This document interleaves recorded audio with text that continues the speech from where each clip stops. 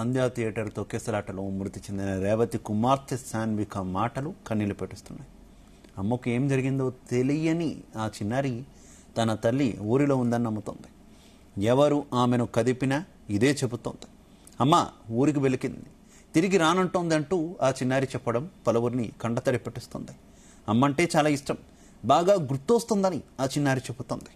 అన్నయ్య ఆసుపత్రిలో ఉన్నాడు, నెల రోజుల్లో వస్తాడంట అని చెబుతోంది.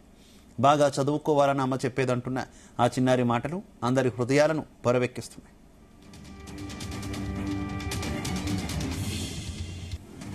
మరోవైపు రేవతి కుటుంబాన్ని అల్లు అర్జున్ ఇప్పటి వరకు కలవకపోవడాన్ని పలువురు తప్పుపడుతున్నారు. తొక్కిసలాట ఘటనలో అరెస్ట్ అయి జైలుకు వెళ్లొచ్చిన బన్నీని సినీ ప్రముఖులు ఆయన ఇంటికి వెళ్లి పరామర్శించారు. అటు అల్లు అర్జున్ సైతం తన ఇంటికి వచ్చిన చిరంజీవి, నాగబాబు ఇళ్లు వెళ్లి థ్యాంక్స్ చెప్పి మరీ వచ్చారు. ఇక చిరంజీవి, నాగబాబును కలిసే టైం ఉన్న అల్లు అర్జున్కు ఆసుపత్రిలో చికిత్స పొందుతున్న రేవతి కుమారుడు శ్రీతేజ్ను కలవడానికి టైం లేదా అని ప్రశ్నిస్తున్నారు.